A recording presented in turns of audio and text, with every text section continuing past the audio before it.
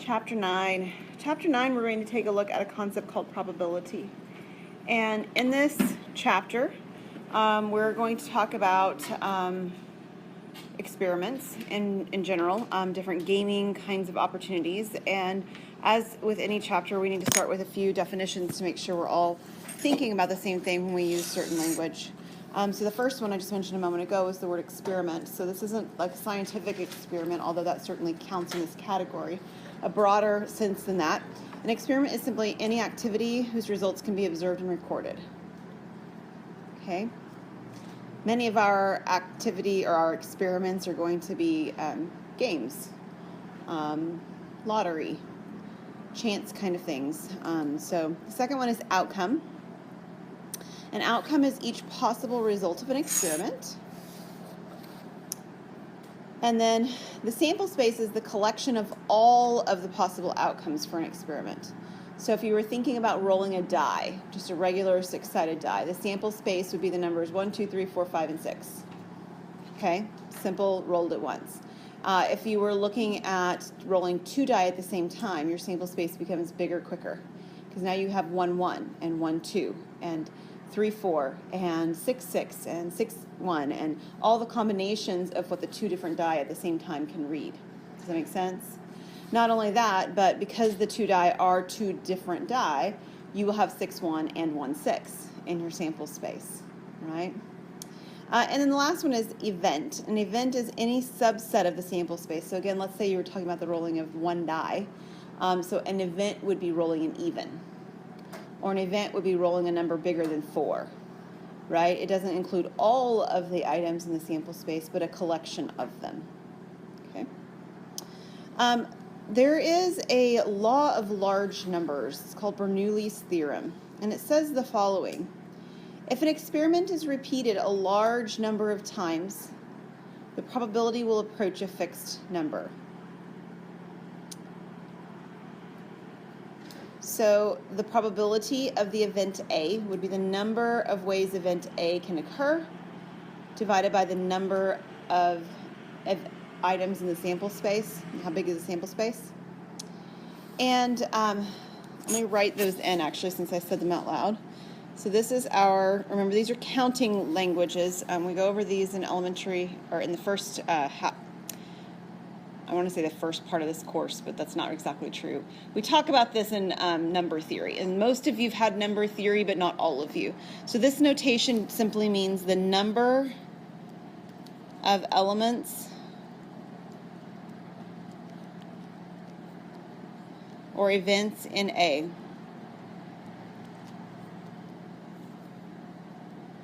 And this one here is the number of elements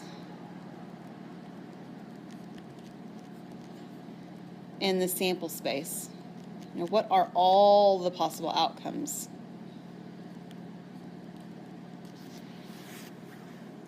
So if we looked at my example where I said rolling a number bigger than 4 on a single die. Well, there's two ways I can roll a number bigger than 4, right? I could roll 5 or I could roll 6. But the total number of ways that I could roll the die at all are 6. Because there's 6 possible outcomes that could occur at random whenever I roll. Now, the reality is that if I rolled the die 4 times, I might not exactly get twice that it did something or once that it did something. It might not work out like that, right? It's like if, let me use a simpler one that's easier to talk about. Let's say we were flipping a coin. If I flipped a coin 10 times, it might not have shown up heads 5 times and tails 5 times, right? It might not have, right? Every flip is independent. I could get 10 heads. I mean, like, that's a legit possibility if I flipped the coin 10 times. But what this law is saying is that if I did it a lot of times, 10,000 times, 1,000,000 times, it'd be really close to 50% of the time it'd show up heads and 50% of the time it'd show up tails. Does that make sense? That's what Bernoullis' law says, or Bernoullis' theorem says. Mutually exclusive events are events A and B which have no elements in common. For example, if I talked about my die again, my six-sided die, if I talk about the event rolling even and I talk about the event rolling odd, those are mutually exclusive. There is no overlap, okay? Again, this notation might not look familiar to some of you, but all this is saying is this is an overlap. It's asking for the intersection. What do they have in common? And this is saying that there's nothing. So this is literally saying that where these things cross, what they have in common is nothing. So obviously not all events have that property. So if I gave the example, the evens, as one of my events, and my other example was rolling numbers bigger than 4, those are not mutually exclusive because the number 6 falls into both events, right? 6 is even, and 6 is bigger than 4. So this doesn't work with all events. And it doesn't have to include the whole sample space either. So my even odds does, but let's say, for instance, I had the numbers bigger than 4, and I have the number smaller than 2. Those would be mutually exclusive, but they don't cover all possible answer choices, right? Just covering part of them, but they still don't have any overlap. All right, when we're looking at probabilities, probabilities are kind of like, and they're strongly related to, percentages, which we've already talked about. We talked about percentages when we talked in last chapter, chapter 7. And we talk about something like, I have, a whole cake. I can eat 50% of the cake, I can eat 5% of the cake, but I can't eat 150% of the cake, right? We did an example about that, about marking things down 150% compared to marking it up 150%. If I have a whole object, it has to be a number that's between 0 and 100%. Probabilities are much the same way. A probability will always be between 0 and 1. And the corresponding percentages it's talking about are 0% to 100%. So you occasionally hear people say, I'm 110% sure that such and such will happen. And we all know that that's just a hyperbole, right? They're exaggerating what they're really saying because you can't be 110% sure. 100%, and there's somewhere less than 100%, but you're always between 0 and 100. 100, or a probability of 1, means it's a for sure going to happen thing. When I roll a 6-sided die, I am for sure going to get a number between 1 and 6. Right? It's for sure going to happen. It's not going to roll and end up sort of somehow landing on its corner where there's not one piece standing up. It doesn't work that way, right? So that would be a 1 on the probability scale, if you will. It's for sure going to happen between 1 and 6. I'm going to get one of those numbers.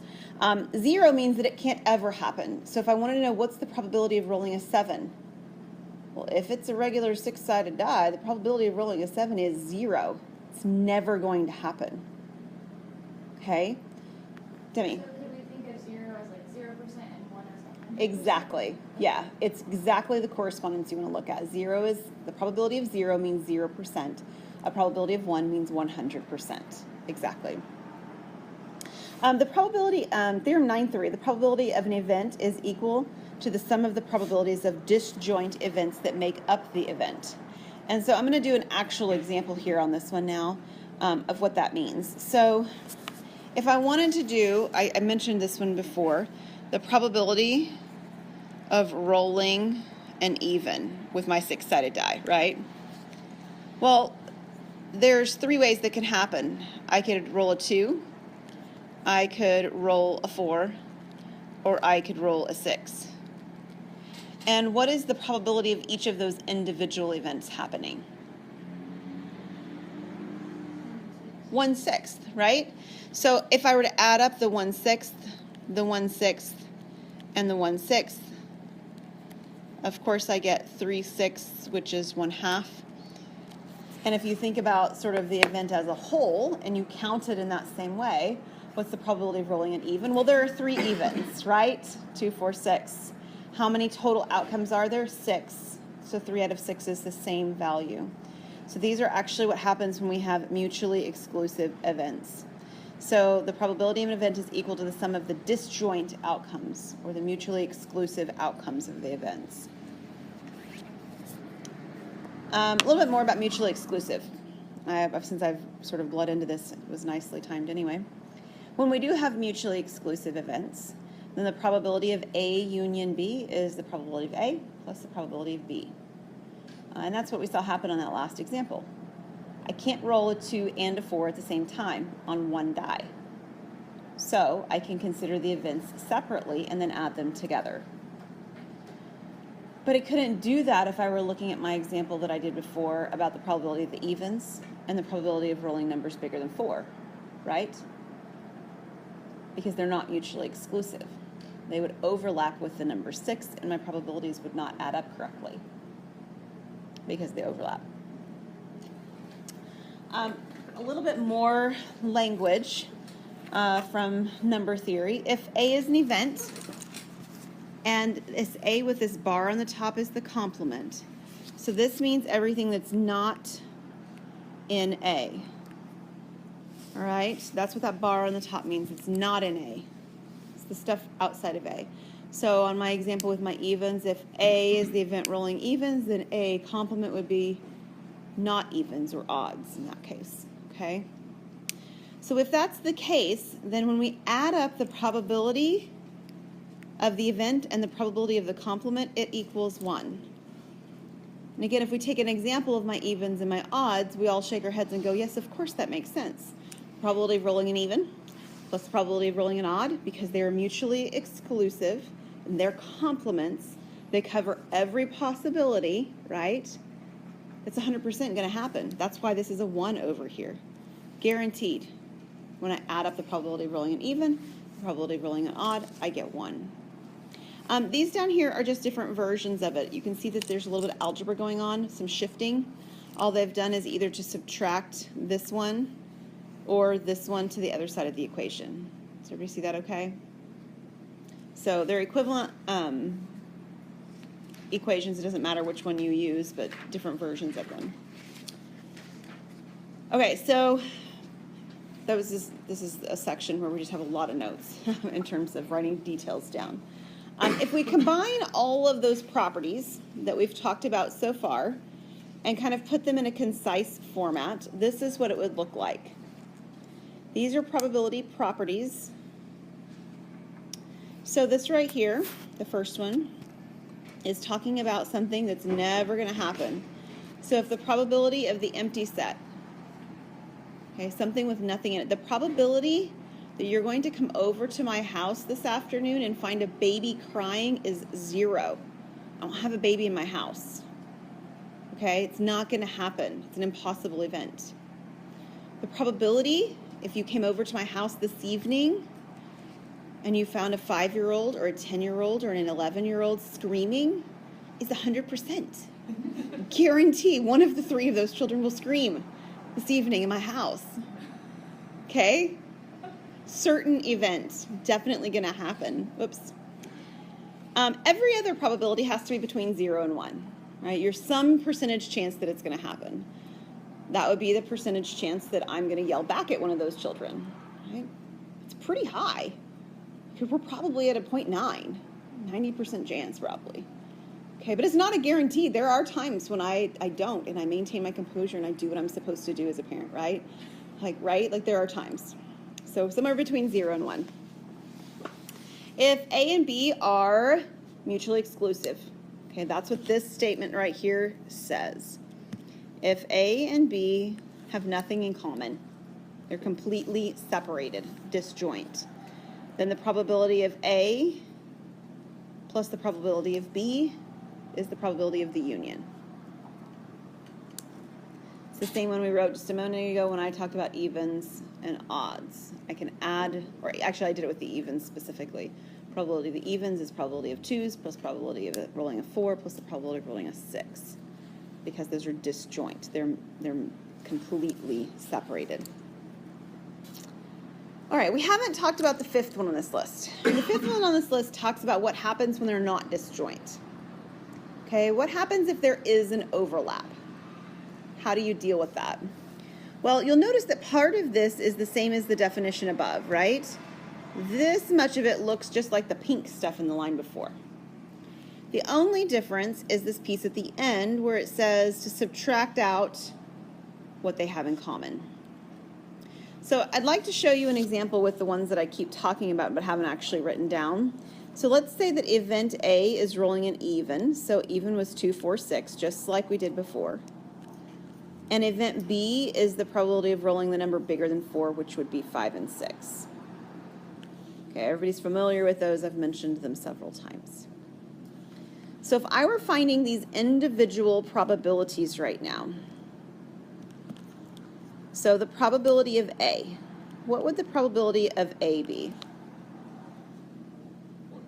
1/2, or you could write 3/6. In fact, I want to write 3/6 just so that I can make sure to add them together with common denominators in a moment. So let's go with 3/6. What's that? Would there be a 1 in the B category? Is 1 bigger than 4? Oh, I think I missed that part. Yeah, I'm just defining them to be this way. So a minute ago I said, let's take a category where we say that's the evens, and then I have another category that's bigger than 4. Oh, so I was thinking Yeah. doubles. So I just need them to be overlapping a little bit, and so I want to show you what happens when they overlap. So this is what I created. It's okay. So what happens then to get the probability of B? What do I get? 2/6, right? What is the union? So again, some of you have had number theory and some of you haven't. Union means just that you take everything and you put it all together. So what is the union of this? Well, it's 2 and 4 and 5 and 6, right? So what is the probability of this set?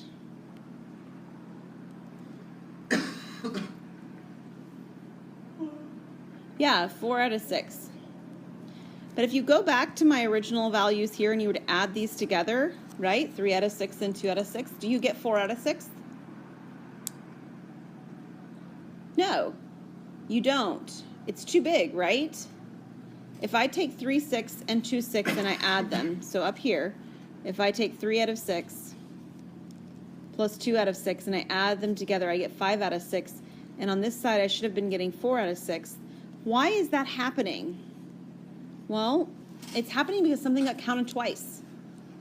What got counted twice? The 6. This 6 right here got counted when I counted the 3/6, and it got counted when I counted the 2/6. So I have to remove that. The 1 that was counted twice is 1/6 that got double counted. So that's why this equation works, is because I'm removing the 1 double count. It's still in there 1 time, but it's not in there 2 times now.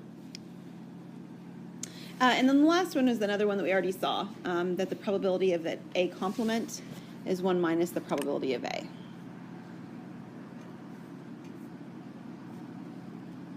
Okay, so we're going to be working with some different physical objects. Some you may be familiar with, just depending on the experiences that you've had in your life. Some you may not. So if there's a category or a type of example where you're like, I don't really, work with that. I've not really played with these examples. Make sure and come chat with me. I'll do my best in class when I come across ones to give you some details, just to make sure that we're trying to keep all that at a minimum. So here's an example of such a thing. We have a standard 52 card deck, okay? So a few details in case you're not familiar with a standard deck. There are 52 cards. Half of them are black and half of them are red. So how many are black? 20. Yep, 26 black, and there are 26 red. If I split them apart into suits specifically, I have 4 suits. So there are 13 clubs, 13 spades, 13 hearts, and 13 diamonds. I'm just going to write DIA for that, okay? We can also talk about the numbers that are on the cards. So we have cards that are aces. There isn't a 1. It starts with 2. We've got 2 through 10. Then you've got a jack, a queen, and a king. And each one of these has 4 of them. So the reason there are 4 kings is because there's a king of hearts and a king of spades and a king of clubs and a king of diamonds. Yes? Are you counting an ace as a face card? That's a really good question. I don't believe that your book counts it as a face card. It doesn't. It doesn't. Okay, you're saying no. It's like, I don't remember that it does. It's been a while since I've done this specific section here. So we're going to go with no, since we both are going that way. Cool. All right, so on the first one, which is why you're asking the question, it's wanting to know the probability of the face card versus not a face card. So you can actually isolate within one suit to make this argument, and I'll show you why in just a second, but let me just get you there with this argument. So let's think about just hearts, okay? How many hearts are face cards? There are 3 face cards, and there are 13 hearts. So how many cards are not face cards? 10. There's 10 others, right? Because there have to be 13 total between these two different numerators. Agreed? Okay. So the reason that I can ignore the multiple suits is because if I really wanted to count every face card up, I would have 4 kings and 4 queens and 4 jacks, right? And that's how many? 12. Okay, let me write this down for a sec. 12. And how many cards do I have total? 52. And if I were to reduce 12 and 52 by dividing them each by 4, because that's how many, well, that's how many go into them, but the reason it is because that's the number of suits that we have, we would end up with the 3 over the 13. Okay? So that's why I can ignore the fact that there's actually multiple suits to do this. The question they're asking about each of these probabilities is whether or not these are equally likely. Is 3 out of 13 equally likely as 10 out of 13? No, definitely not, right? So this is not equal. These are not equally likely. I need to make this smaller. It's in my way now.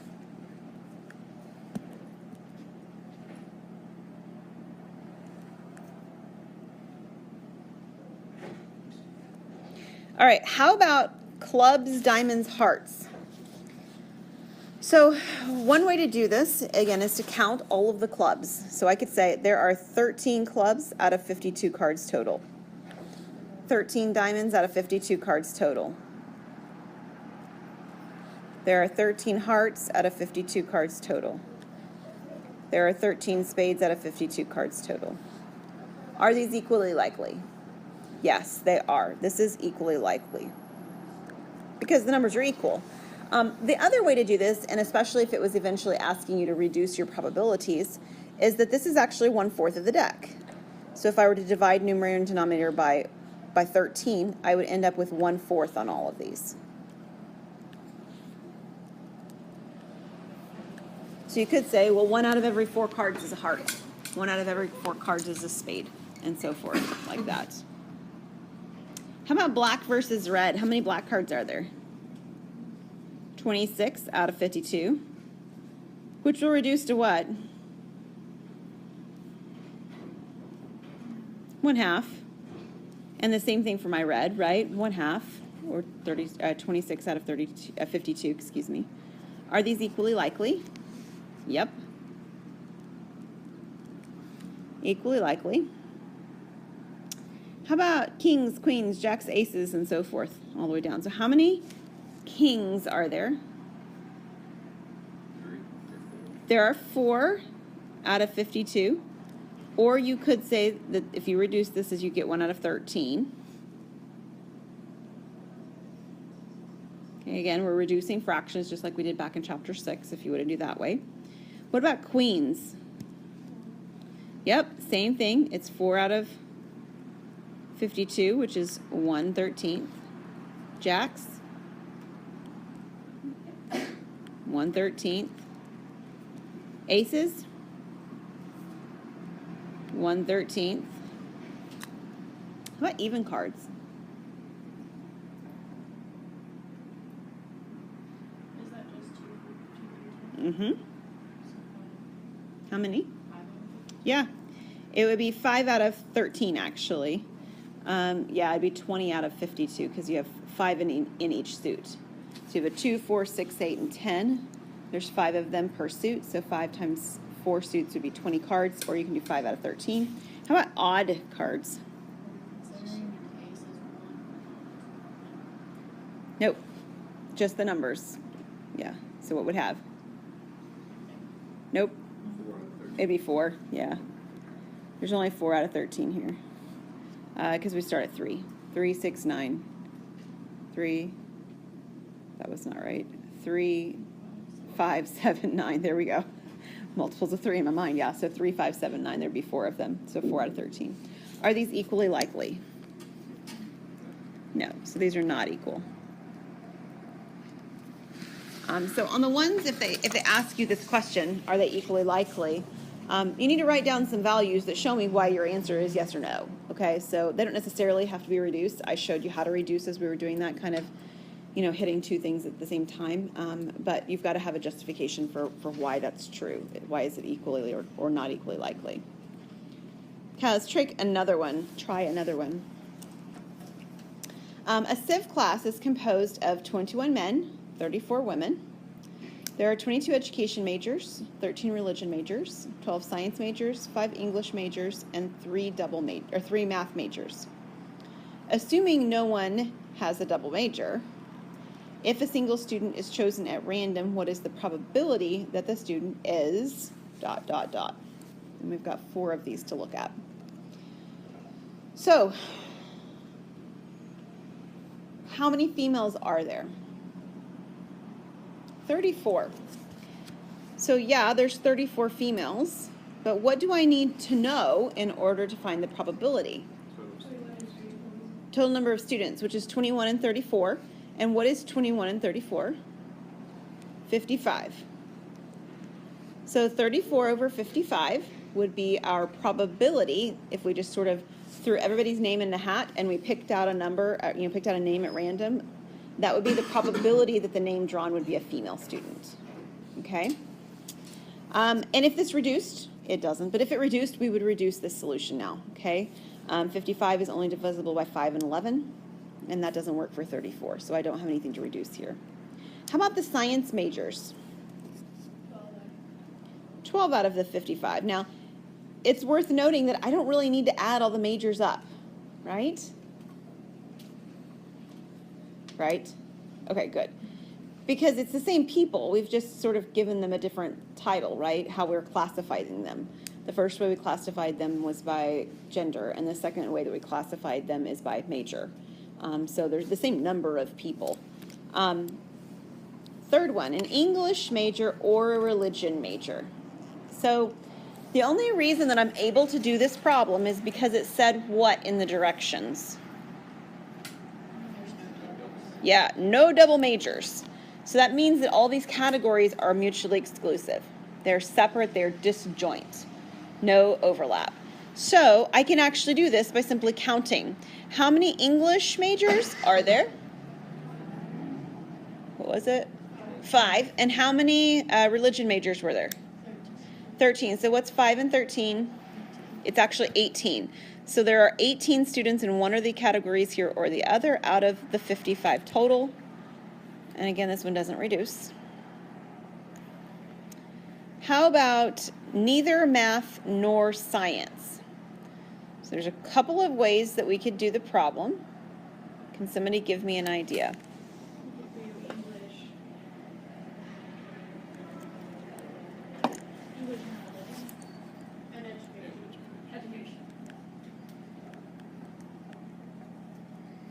Okay, so we could count up the English, the religion, and the education. We could do that. Let's do that, and then I'm going to show you another way to do the problem, too.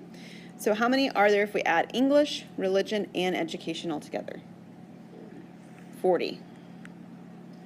Out of 55. This one finally reduces. What do they both divide by?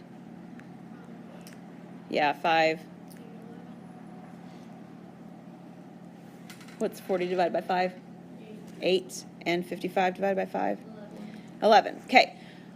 I want to show you one other way that you can know how to find this problem. We could add up the math and the science. So how many math and how many science are there? 3 math and 12 science, which is a total of 15. So if there are 15 out of 55 that are in the math and science category, what would I do to find the number who are not? Subtract the 15 from 55, right? That's where I would get the 40 out of 55 that are not. And when I'm doing that process on that problem, what I'm really doing is this number 5 example down here at the bottom. I'll highlight in purple. This one here at the bottom in purple, that's what I'm doing. I'm taking the number 1, the 100%, the 55 out of 55 students, and I'm taking away what I don't want. In this case, math and science. Okay?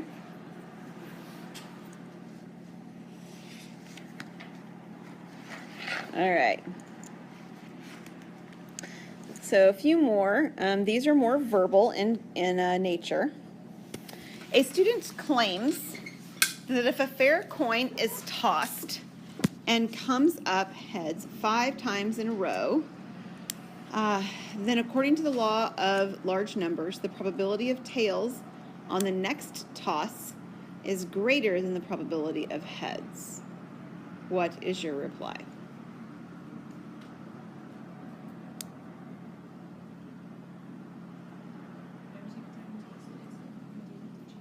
Yeah. So Sadie said, I'll write it that way you just said. Oops. Let me turn off my highlighter. Every toss is separate.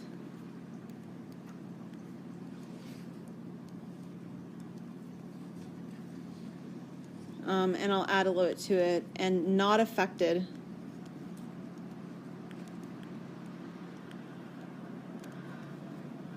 by previous outcomes.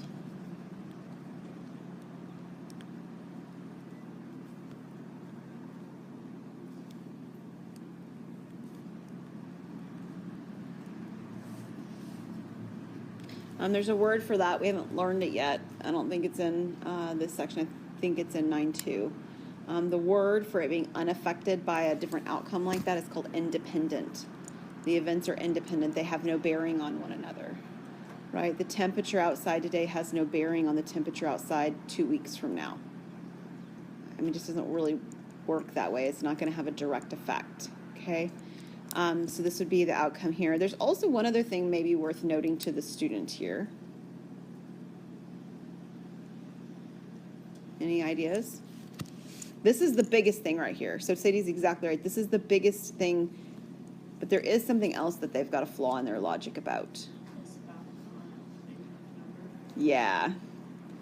This law of large numbers bit wouldn't apply anyway because this isn't a large number, right? So again, it's not a direct problem because it's already failed because of these independent event activity things going on basically. But it's also true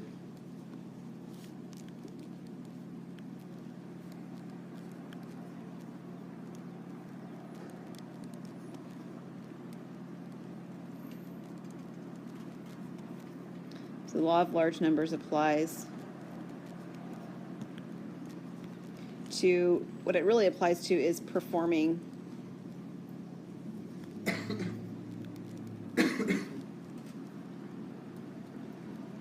an experiment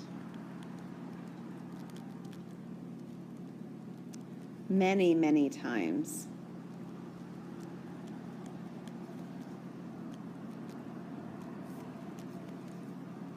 And examining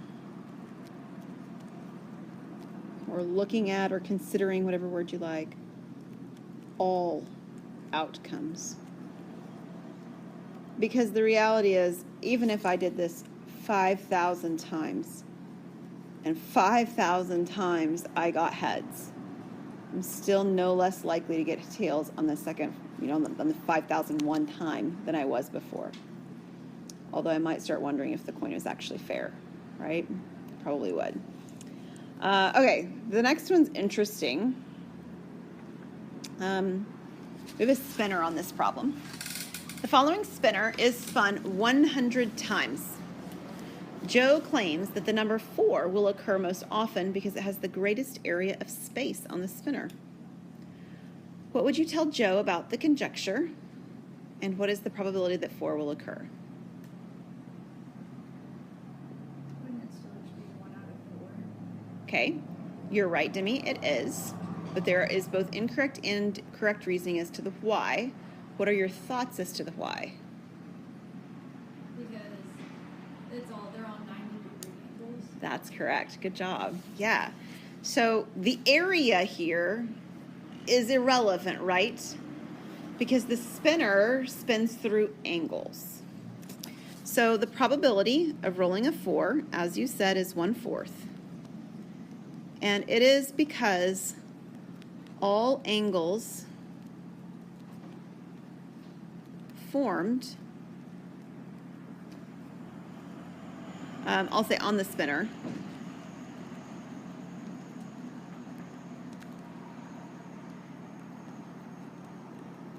are equal. And you're right, they're 90 degrees. Now, what if this weren't a spinner and it were a dartboard instead? Would it change anything? Absolutely, wouldn't it? Be a lot easier if this were a dartboard to hit the 4 because the area then becomes valuable in making that assessment, right? So it's really about the question and how the context is applying, not just the image you're looking at specifically. And that's what the next part was, example 5. What if the previous question posed was the image of a dartboard? Would that change your reply to Joe? And the answer is yeah, it would.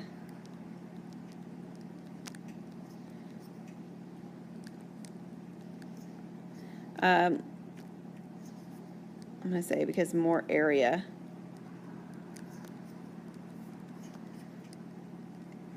is easier to hit with a dart.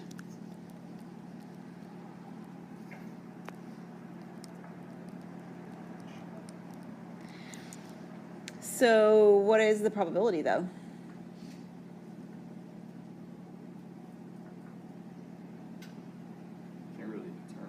Yeah, we can't really determine it, so not with the information given.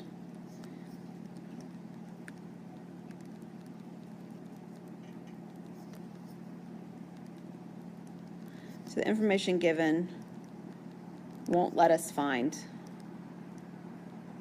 I'll say calculate.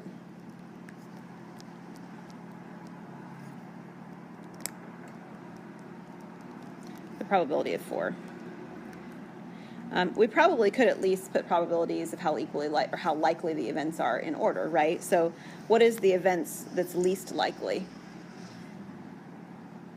Probably 1, right? It's a tiny little bit.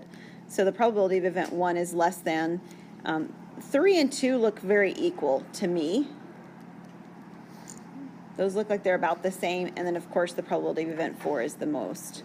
That's the best we could do in terms of saying how much we know the probabilities themselves are. Any questions on that? So, back on example 4. Uh-huh. So the P with the parentheses 4, that like stands for the probability of getting a 4. Right. This notation says the probability of 4. It's notation. Good question. Any other questions? Okay. We are finished. We don't have time for group work, but I will tell you who your new group work partners are. And then we will do group work at the end of class next time, all right? We'll start section 9.2, but we'll do the group work for section 9.1 at the end of class, and then we'll have till, today's Friday, right? Yeah, that's right. So we'll have until Wednesday next week to actually turn in that group work and homework.